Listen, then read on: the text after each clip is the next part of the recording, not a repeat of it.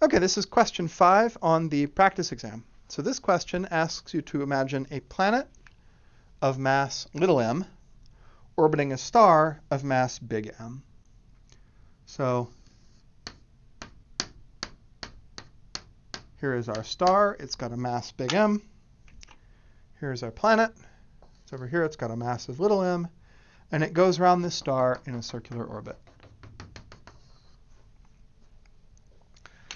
We will label that as big R. And what I've said is we will figure out the angular velocity that it goes around with. We did something very much like this in class. So the very first thing to think, anytime you have something going in a circle, is to say, aha, if I'm going in a circle, I know the acceleration is omega squared r toward the middle, or v squared over r, but in this case, we don't, it's the angular velocity we're going to be interested in. Part B says, draw a force diagram for the planet, or parts A and B, draw a force diagram and write down Newton's second law. All right, there's only one force here, the star's gravity. Smug Waifu says, find equation for force of centripetal acceleration times mass and set it equal to that big equation, the one with m. Yes. So in this case, I know, we'll keep the planet where it is. I know the only force is gravity. And for convenience, we'll just decide that this direction toward the star is positive.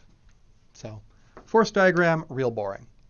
Newton's second law, also real boring. The sum of the forces equals ma. Well, there's only one force, which is gravity. So Newton's law of gravity, right? Remember, the force of gravity is g times the product of the two masses divided by the distance between them squared.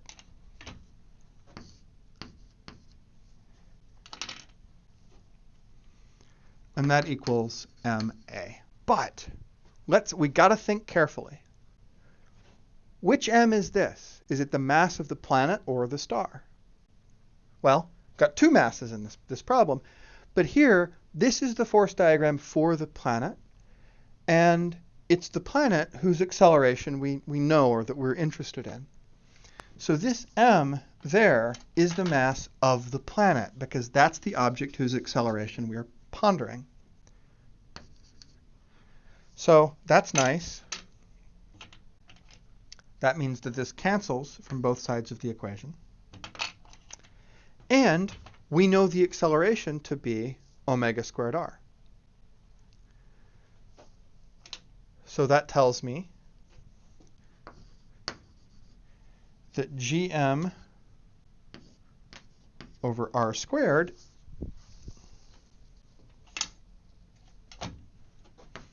equals omega squared r.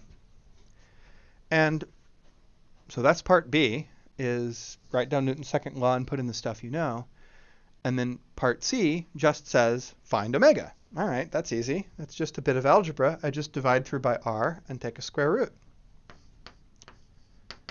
So that's going to be the square root of gm over r cubed.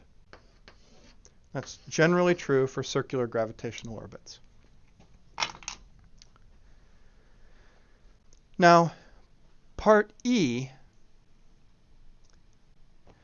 says, Earth and Saturn go around the Sun in nearly circular orbits, but the radius of Saturn's orbit is 10 times as large as Earth's.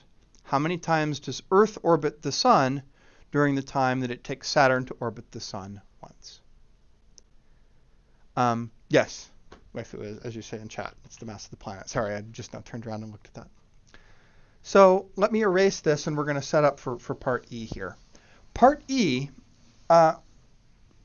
relies on a skill that you can call proportional reasoning. It's the ability to think about how changes in one thing affect changes in another. So what do we have? We have the sun. We have the Earth going around it at some radius. This is 1. And we have Saturn going around it at 10 times that radius, way out here. So this distance is 10. So the question really is how do the angular velocities of Saturn and Earth compare? And there are a bunch of ways to think about it. But you can say, all right, if the question boils down to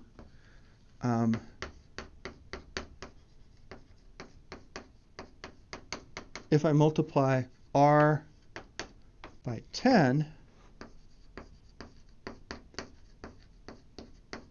what happens to omega?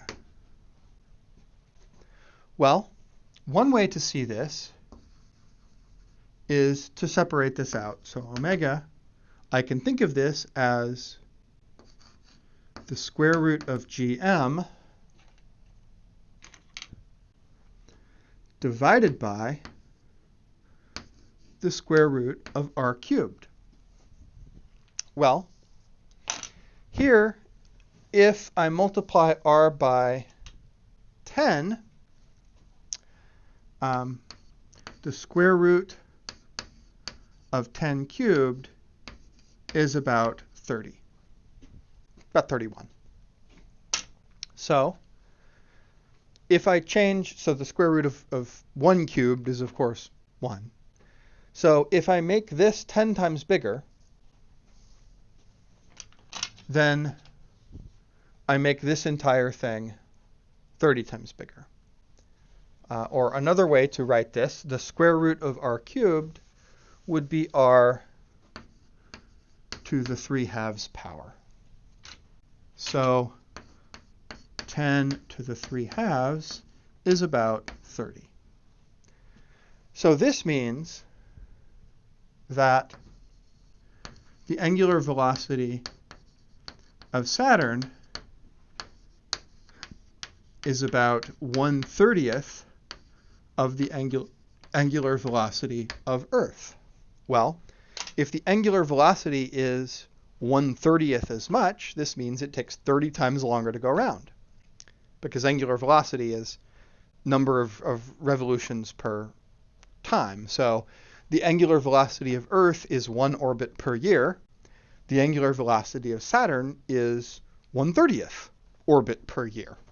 So by our crude little math here, we figured out that Saturn takes about 30 years to go around the sun, which is about right. Any questions about that? No. All right, I'm going to stop the recording here. I'll see you again for problem 6.